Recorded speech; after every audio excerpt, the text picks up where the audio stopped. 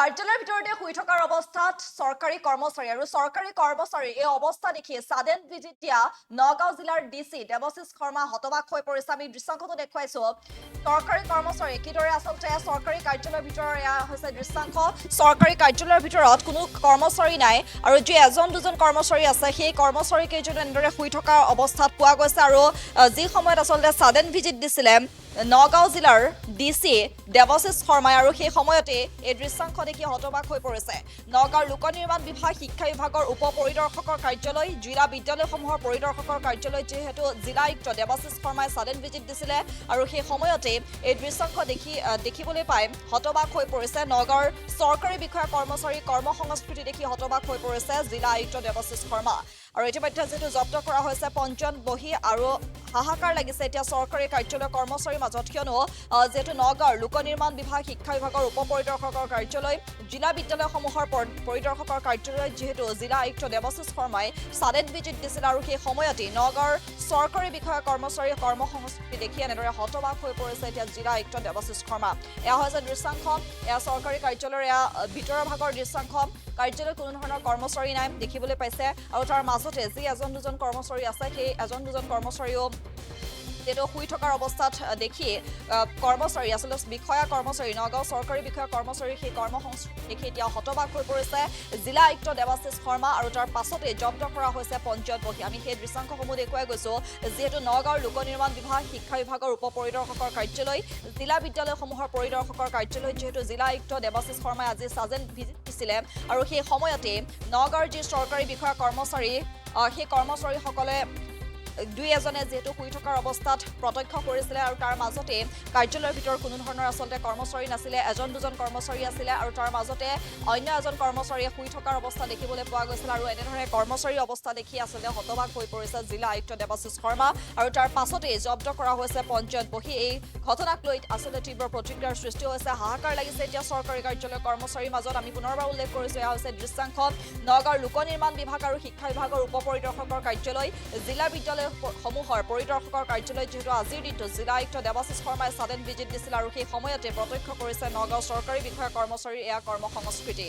কিছুলোকে যিহেতু এজন দুজন লোক উপস্থিত আছিলে চৰকাৰী আচলতে কাৰ্যালয়ৰ সেই ভিতৰৰ ভাগৰ এয়া দৃশ্যাংশ দেখুৱাইছো। এজন দুজন উপস্থিত আছিলে কৰ্মচাৰী আৰু সেই এজন দুজনৰ ভিতৰত এজনে শুই থকাও প্ৰত্যক্ষ কৰিছিল আৰু এই দৃশ্যাংশ দেখি নগাঁও চৰকাৰী বিষয়া কৰ্মচাৰী সেই কৰ্ম সংস্কৃতি দেখি হতবাক হৈ পৰিছে এতিয়া জিলা আয়ুক্ত দেৱশিষ শৰ্মা আৰু এই ঘটনাক লৈ তীব্ৰ আচলতে প্ৰতিক্ৰিয়াৰ সৃষ্টি হৈছে।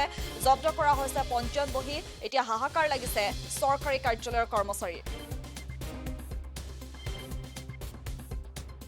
মই IS অফিচলৈ গৈছিলোঁ, DI অফিচলৈ গৈছিলোঁ, ছুপাৰিণ্ডিং ইঞ্জিনিয়াৰ PWD ৰোডছৰ অফিচলৈ গৈছিলোঁ।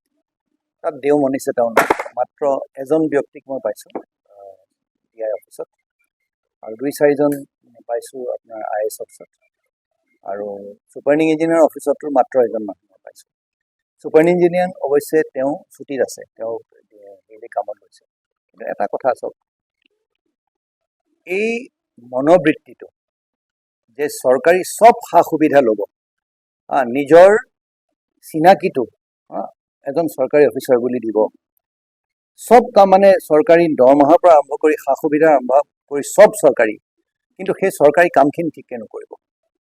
অফিচলৈ আজি মই DI অফিচৰ সন্মুখত দেখিছোঁ মানুহ আহি ৰৈ আছে, ভিতৰুৱা অঞ্চলৰ মানুহ। আজি সমজিলা পৰ্যন্ত গভৰ্ণমেণ্টে কৰি দিছে ৰাইজৰ তৃণমূল পৰ্যায়লৈ লৈ যাবলৈ। আজি যদি সেইবিলাক অফিচত আহি পেলাই এজন ব্যক্তিয়ে ৰাতিপুৱা 11টা বজালৈকে যদি মানুহ নাপায়, এইটো বৰ লাজৰ কথা, অত্যন্ত দুখৰ কথা। আৰু নগাঁও জিলা প্ৰশাসনত সেই বস্তুটো হ'বলৈ দিয়া নহয়।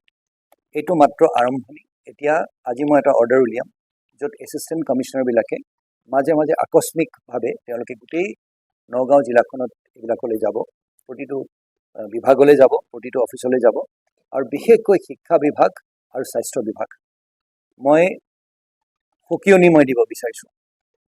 অত্যন্ত স্পৰ্শকাতৰ দুটা বিভাগ, তাত যদি সময়মতে গৈ পেলাই নাপায়, আজি মই অনুৰোধৰ আকাৰত কৈছোঁ, অহাবাৰ মই অনুৰোধ নকৰোঁ, অহাবাৰ মই একশ্যন ল'ম। আৰু সেই কথা যাতে সকলোৱে জানে। আৰু এই মনোভাৱটো যে মই যেতিয়া মন যায় মই অফিচলৈ আহিম, যেতিয়া মন যায় মই গুচি যাম, ফিল্ড ডিউটি কৰি আছোঁ, এই ফিল্ড ডিউটি মই এতিয়া বিচাৰি উলিয়াম কিমান ফিল্ড ডিউটি হৈ আছে। সময়মতে অফিচলৈ আহিব লাগিব আৰু দৰমহাটো যিহেতুকে লৈছে চৰকাৰী সা সুবিধাখিনি যিহেতুকে লৈছে তেতিয়াহ'লে সময়মতে অফিচত আহিব লাগিব, এই কামখিনি কৰিব লাগিব, তাৰ কোনো বিকল্প নাই। ছাৰ আজি যিকেইটা কাৰ্যালয়ত ছাডেন ভিজিট কৰিলে অফিচাৰ নাপালে তেওঁলোকৰ কিবা ব্যৱস্থা বা এই গোটেই দেখিছে নাই, এতিয়া তেওঁলোকে আহি মোৰ ওচৰত চহী কৰিব লাগিব, গোটেই সেইখিনি লৈ আনিছোঁ, ৰেজিষ্টাৰ গোটেইখিনি লৈ আনিছোঁ। এতিয়া মোৰ ওচৰত আহি চহী কৰক। প্ৰথমতে মই এটা শ্ব'কজ নটিচ কৰিম, তাৰপিছত একশ্যন ল'ম। শুনক, যদি সময়মতে অফিচলৈ অহা নাই, ঠিক আছে, কিবা বোলে আধা ঘণ্টা কিবা এটা কেতিয়াবা পলম হৈছে বেলেগ কথা, কিন্তু সেইটো যদি আপোনাৰ অভ্যাসত পৰিণত হয় আৰু সেই বুলি কৈ কোনোবা এজনে যদি কয় যে আপোনাক মই অফিচত আহি পোৱা নাই আৰু সেইটো যদি ওলোটাই তেওঁহে গৰজি উঠে, সেইটো নহ'ব নহয়। আমি দৰমহা লৈছোঁ চৰকাৰী, আমি সময়মতে কাম কৰিব লাগিব, তাত কোনো কথা নাই। এই ফিল্ডত তাকেতো কৈছোঁ, এতিয়া তাকেতো সেইটো ধৰক সেই বস্তুত সেইটোৱেতো কৰিব লাগিব নহয়। এতিয়া মানে এই নিকৃষ্ট মনোবৃত্তিৰ যোনটো আমাৰ কালচাৰ এটা হৈছে, সেই কালচাৰটো শেষ কৰিব লাগিব আৰু সেইটো আমি কিন্তু ধৰিম। এতিয়া এনেকুৱা বহুত আপোনাৰ ব্যক্তি আছে যিসকলে ফিতাহী মাৰি ক'ব যে মই যি খুচি কৰিম। এতিয়া সময়ে ক'ব নহয়, সেই ফিতাহী মাৰি কোৱা মানুহবোৰ যোনবোৰ আছে, সময়ে ক'ব নহয় কি হয়। আন এটা ছাৰ নিশ্চয় কৰিম। আৰু পৌৰসভাৰ লগত মোৰ কথা হৈছে, তেওঁলোকেও বহুত তৎপৰতাৰে কাম কৰিছে। ৰাতি ৰাতি তেওঁলোকে চাফা কৰে। এইখিনিত আমাৰ ৰাইজ জনসাধাৰণক মই এটা আহ্বান জনাব বিচাৰিম, এই লেতেৰা কোনে কৰে? জনসাধাৰণে কৰে। আৰু ৰাইজ যদি সজাগ নহয়, আমি যদি আমাৰ নগাঁওখন সুন্দৰ কৰোঁ বুলি আমি নিজে সংকল্পবদ্ধ নহওঁ, নিজে যদি সেইখিনি নকৰোঁ, তেতিয়াহ'লে আমাৰ নগাঁওখন লেতেৰা হৈ থাকিব। সদায় পৌৰ নিগমক প্ৰতি আঙুলি টুৱাই বা চৰকাৰখনৰ প্ৰতি আঙুলি টুৱাই বা প্ৰশাসনৰ প্ৰতি আঙুলি টুৱালে নহ'ব। আজি আমি আমাৰ মনত এটা গণজাগৰণ এটা হ'ব লাগিব যে নগাঁওখন আমি চাফা কৰি ৰাখিম। তেওঁলোকে যদি এটা ডাষ্টবিনত পেলায়, যেনিবা ডাষ্টবিনটো প্ৰশাসনৰ তৰফৰ পৰা বা পৌৰসভাৰ তৰফৰ পৰা দিব পৰা নহ'ল, এটা ডাষ্টবিনটো তেওঁলোকে কিনি ল'ব পাৰে, লৈ পেলাই ল'ব, তাৰপিছত আমি তাৰ পৰা কালেকশ্যন কৰি লৈ যাম, নহয় জানো? একেলগে তথাপিও তাৰ মানে এইটো নহয় যে আমাৰ কৰণীয় নাই। আমাৰ প্ৰশাসনৰ দিশতো কৰণীয় বহুত আছে, আমি সেইখিনি কৰিব লাগিব।